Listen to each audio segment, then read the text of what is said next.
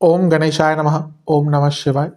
मैं निखिल ज्योतिष आचार्य आप सभी का मेरे चैनल पर पुनः स्वागत करता हूं। आशा करता हूं कि आप सभी स्वस्थ होंगे।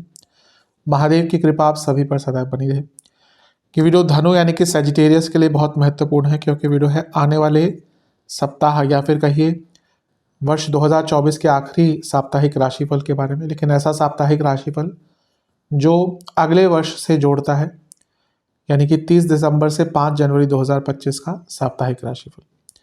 मेरा साप्ताहिक राशिफल प्रमुखतः चंद्रमा और उनकी गति पर आधारित होता है। चंद्रमा एक ऐसे ग्रह हैं जो बहुत तेज गति से भागते हैं और करीबन 2.25 से 2.5 दिन में राशि बदल लेते हैं। तो स्वाभाविक है कि पूरा हफ्ता जो कि 7 दिन का होता है उसमें कई बार राशि बदलेंगे। चंद्रमा मन के कारक है और उनकी विशेषता यह है कि जिस भाव में जाते हैं उसको एक्टिवेट कर देते हैं।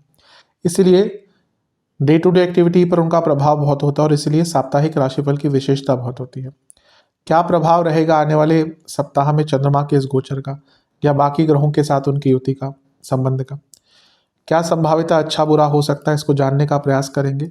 और ज्योतिष के माध्यम से कुछ गाइडेंस प्राप्त करने के लिए साप्ताहिक राशिफल अति विशेष हो जाता है। यदि आपकी लग्न राशि या चंद्र राशि धनु है, दोनों ही गाइडेंस के लिए राशिफल को देख सकते हैं। टेक्निकली अलग अलग राशिफल नहीं बन सकते, जहां से आपको ज़्यादा रिलेट करता है, सूट करता है, वहां से देखिए। व्यक्तिगत तौर पे मेरा मानना है कि लग्न राशि देखेंगे तो अच्छा, इनकेस नहीं पता तो चंद्र राशि से देख सकते हैं। तो शुरू करते हैं। चंद्रमा आपके लग्न भाव में रहेंगे 30 तारीख को और 1 जनवरी सुबह के 6 तक यहीं पर रहेंगे। चंद्रमा का लग्न भाव में आना वैसे तो अच्छा होता है, लेकिन वो अष्टमेश है, तो अष्टमेश होने के नाते उनका लग्न भाव में आना कोई बहुत अच्छा नहीं कंसीडर किया जाता। चंद्रमा मन के कारक है और उनका लग्न में आना और अमावस्या दोष युक्त हो जाना ये भी बहुत अच्छा नहीं माना जाता। तो हफ्ते का जो शुरुआती भाग है वो अनिश्चिततापूर्ण रहेगा। अच्छी चीज़ है कि सूर्य के साथ है जो भाग्येश है, तो हो सकता है कोई, क्योंकि अष्टमेश है चंद्रमा, तो अचानक से रुका हुआ कार्य पूर्ण हो जाए। अचानक से कोई ऐसा कार्य जिसके बारे में आपने उम्मीद हार दी थी, वो कार्य आपका बन जाए। लेकिन ओवरऑल बहुत अनिश्चितता, इनसिक्योरिटी और अनस्टेबिलिटी वाला समय रहेगा। धनु में एंग्जाइटी वैसे ही बहुत ज़्यादा होती है और यहाँ पे एंग्जाइटी बढ़ेगी और अपने ऊपर से विश्वास डगमगाएगा, अपनों के ऊपर से विश्वास डगमगाएगा।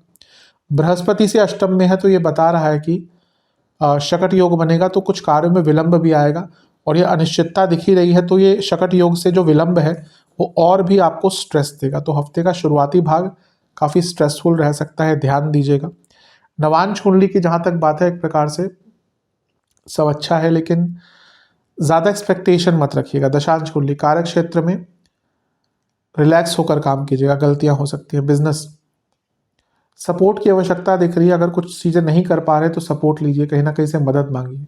लव लाइफ शांत रहिए, जितना कम बोलेंगे उतना अच्छा है। वैवाहिक जीवन चीज़ों को बहुत कॉम्प्लेक्स कर सकते हैं इस टाइम पे, बड़ों की आवश्यकता पड़ सकती है। अगर और ऑलरेडी दिक्कत चल रही है तो ऐसा लग रहा है जो प्रॉब्लम्स है आप दोनों मिलकर सॉल्व नहीं कर सकते। स्टूडेंट्स थोड़ा सा अपने ऊपर ट्रस्ट बढ़ाइए, उसकी कमी दिख रही है। सेहत की जहाँ तक बात है, हड्डियों की प्रॉब्लम, स्लीप डिसऑर्डर और बीपी, सर्वाष्टक आपका लाभ स्थान बली है। जैसे मैंने कहा, कुछ रुका हुआ काम पूरा हो सकता है, कोई हो सकता है रुका हुआ धन आपका वापस आ जाए। चंद्रमा आपके धन स्थान में आ जाएंगे मकर में 1 जनवरी सुबह के 6 बजे और 3 जनवरी सुबह के 11 तक चंद्रमा यहीं पर रहेंगे। चंद्रमा का लग्न दूसरे घर में आना अच्छा ही होता है। जो लग्न में अनिश्चितता थी वो कम होगी और वो क्योंकि अष्टमेश है और धन स्थान में आएंगे तो अचानक से धन की प्राप्ति, और यहाँ से वो क्योंकि अपने ही स्थान को देख रहे हैं तो ये भी अचानक से धन की प्राप्ति दिखाता है। अब यहाँ से मंगल की दृष्टि है तो चंद्र मंगल योग बन रहा है, जो अचानक से बड़ा धन, कोई रुका हुआ धन, और इवन अगर आप कुछ अलग करते हैं, नॉर्मल से हटके करते हैं, धन प्राप्ति दिखाता है। लेकिन यहाँ पर चंद्र मंगल योग, मंगल की दृष्टि चंद्रमा पर, और चंद्रमा मकर शनि की राशि में, तो वाणी पर कंट्रोल, वाणी में बहुत कटुता आ सकती है, वाणी में बहुत कड़वाहट आ सकती है और इसका एक बुरा प्रभाव पड़ सकता है। चंद्रमा पर 3 वक्री ग्रहों का प्रभाव होगा, केतु, गुरु और मंगल। ये बता रहा है कि धन से संबंधित कोई बड़ा निर्णय नहीं लेना, कहीं पे इन्वेस्टमेंट नहीं करनी, और फिर से कहूँगा वाणी पर बहुत नियंत्रण, क्योंकि वाणी के कारण प्रॉब्लम्स आ सकती है। कार्य क्षेत्र हो या पर्सनल लाइफ हो, दोनों पर ही ध्यान देना है। नवांश कुंडली बता रही है कि पैसा आएगा, बड़े मात्रा में पैसा आता हुआ दिख रहा है। अभी कभी कभी पूछते हैं कि किसके लिए, बड़े जो अपना काम करते हैं उनको, उनके लिए संभावना ज़्यादा होती है, क्योंकि अगर आप जॉब कर रहे हैं तो बहुत लिमिटेड स्कोप बन जाता है। अनटिल अनलेस आप जॉब के साथ कुछ और करें। तो अगर जॉब से हटके कोई कुछ व्यक्ति करते हैं ना, उनके लिए यहाँ पे ज़्यादा लाभकारी चीज़ें दिखती हैं। जॉब में भी होता है कुछ एक्स्ट्रा बोनस आदि मिल गया तो। दशांश कुंडली कार्य क्षेत्र में थोड़ा सा स्ट्रांग रहना पड़ेगा, लोग दबाने की कोशिश करेंगे। बिजनेस कुछ नया करना चाहते थे, कोई नया कदम उठाना चाहते थे, अच्छा है समय। लव लाइफ शांत रहिएगा, बहुत चीज़ें स्मूथ रहेंगी। वैवाहिक जीवन ऐसा लग रहा है कि कुछ लोग जानबूझकर आपके बीच में प्रॉब्लम्स क्रिएट करना चाह रहे हैं और उनको सफलता भी मिल रही है। जहाँ तक स्टूडेंट्स की बात है, आपको थोड़ा सा टाइम देना पड़ेगा अपने स्टडीज़ पर। सेहत गले के रोग, नसों के रोग, आंखों के रोग, दांतों के रोग, बीपी, सर्वाष्टक आपका फिर से लाभ स्थान बली है। ये हफ्ते का मध्य भाग भी बड़ा धन आता हुआ दिख रहा है, धन की उम्मीद बनती हुई दिख रही है। 3 जनवरी सुबह के 11 बजे चंद्रमा आ जाएंगे आपके तीसरे भाव में यानी कि कुंभ में, और सप्ताह के अंत तक यहीं पर रहेंगे। चंद्रमा का तीसरे भाव में आना एक प्रकार से अच्छा ही माना जाता है। यहाँ पे वो शनि के साथ होंगे जो आपके तीसरे घर के स्वामी हैं, और शुक्र के साथ होंगे जो लाभेश हैं, और खुद वो अष्टमेश है, और शुक्र छठे घर के स्वामी है।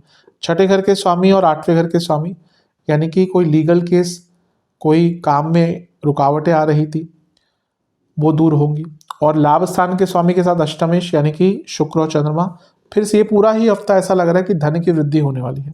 और शनि के साथ भी है चंद्रमा जो धनेश है, तो फिर से दिखा रहा है कि धन की वृद्धि होगी, और एक प्रकार से बहुत कुछ नया करने का, सीखने का मौका मिल सकता है। कुछ नया दृष्टिकोण यहाँ पे बन सकता है। एक दिन बाद यानी कि 4 तारीख को बुध का गोचर भी हो जाएगा, लेकिन कुछ ज़्यादा रिलेवेंस नहीं है चंद्रमा के हिसाब से, इसलिए कोई ज़्यादा प्रभाव नहीं होगा। लेकिन यहाँ की बात करें तो आपको बहुत कुछ नया करने का मौका मिलेगा, अवसर मिलेगा। यहाँ से सारे ग्रह भाग्य स्थान को देख रहे हैं, यानी कि पराक्रम और भाग्य दोनों ही एक्टिव रहेंगे। मंगल की दृष्टि अभी भी है, लेकिन मंगल अष्टम में है, नीच के है, वक्री है। गुस्सा रहेगा, गुस्से पर नियंत्रण रखिएगा। और क्योंकि मंगल 12वें घर के स्वामी है, तो कुछ खर्चे भी आपके हफ्ते के अंतिम भाग में बढ़ सकते हैं। थोड़ा सा नियंत्रण अपने ऊपर आपको रखना ही पड़ेगा। कुछ बड़ा कदम उठाना चाहते हैं, कुछ नया कदम उठाना चाहते हैं, उसके लिए समय अच्छा है। नवांश कुंडली सक्सेस मिलती हुई दिख रही है, बहुत सक्सेसफुल वीक दिख रहा है आपके लिए, एटलीस्ट जो हफ्ते के शुरुआती भाग को छोड़ दे तब से। दशांश कुंडली कार्य क्षेत्र में आगे बढ़ने का, नया काम करने का, कुछ बड़ा करने का मौका मिलेगा। बिजनेस सब ठीक है, लेकिन एक प्रकार से आपको ना आइडियाज पे काम करना पड़ेगा, बहुत कंफ्यूजन दिख रही है। लव लाइफ अपने पार्टनर को और समझिए, जानिए, उसका टाइम है। वैवाहिक जीवन सब कुछ भूलकर एक नई शुरुआत देना चाहते हैं, प्रॉब्लम्स को ख़त्म करना चाहते हैं, समय अच्छा है। स्टूडेंट्स बहुत ज़्यादा टाइम वेस्ट कर रहे हैं, ऐसा लग रहा है कि वास्तविकता से परे हो गए हैं, तो ये समय है वास्तविकता के पास आने का। सेहत की जहाँ तक बात है, गले के रोग, नसों के रोग, हार्मोनल प्रॉब्लम, जोड़ों का दर्द, सर्वाष्टक में आपका लग्न बली है। हफ्ते का अंतिम भाग कुछ अलग होता हुआ दिख रहा है, कुछ बड़ा होता हुआ दिख रहा है, कुछ विशेष होता हुआ दिख रहा है। उपाय के स्वरूप में आपको शिव चालीसा का एक बार पाठ करना है, और एक बार महादेव की आरती करनी है कपूर के साथ। आशा करता हूँ कि वीडियो काम आएगी। चैनल पर नए हैं सब्सक्राइब कीजिए, वीडियो को लाइक कीजिए। मिलता हूँ अगली वीडियो में, तब तक के लिए ओम नमः शिवाय।